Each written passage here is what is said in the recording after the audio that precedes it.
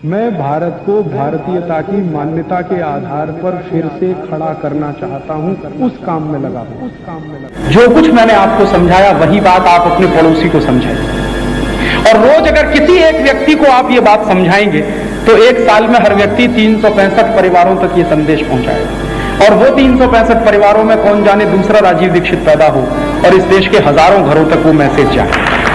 घर घर में, गांव गांव, गली गली में ये संदेश पहुंचाने की जरूरत है, और ये संदेश पहुंचाने का काम आपको करना है।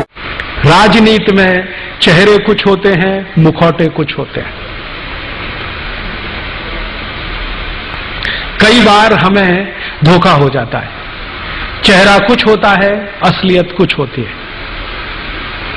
हमारे देश में अभी थोड़े दिन पहले से एक बहुत बड़ा मामला आया है सामने, बहुत गंभीर मामला है। वो अगर राजनीतिक लोग उसको थोड़ा बाजू में रख दें तो भी देश के लिए बहुत गंभीर मामला है। गंभीर मामला ये है कि रूस की खुफिया एजेंसी केजीबी के एक बहुत बड़े ऑफिसर ने एक दस्तावेज आधारित किताब लिखी है, जिसमें उसने नाम लेके कोट किया है कि भारत के कौन कौन प्रधानमंत्री, कौन कौन मंत्री रूस से पैसा लेते रहे और रूस के समर्थन में इस देश में कानून बनाते रहे।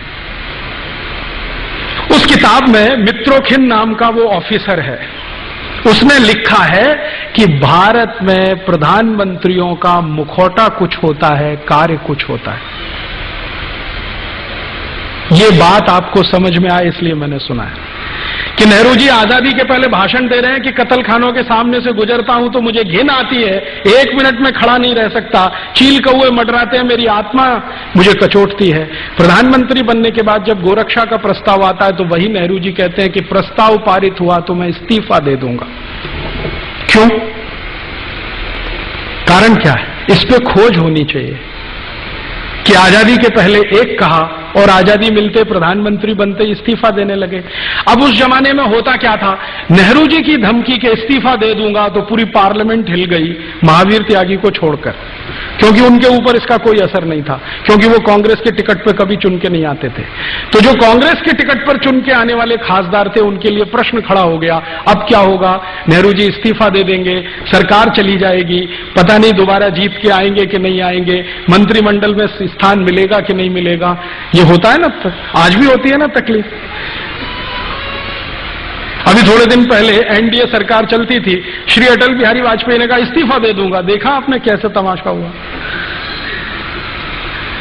एक दिन ऐसा हुआ, श्रीमती सोनिया गांधी ने कहा मैं प्रधानमंत्री नहीं बनूंगी। आपने देखा कैसा तमाशा हुआ दिल्ली में? ऐसे ऐसे खासदार, बंदूक, तमंचा, मैं अभी आत्महत्या कर लूंगा क्योंकि सोनिया गांधी हमारी वो प्रधानमंत्री नहीं बन रही है।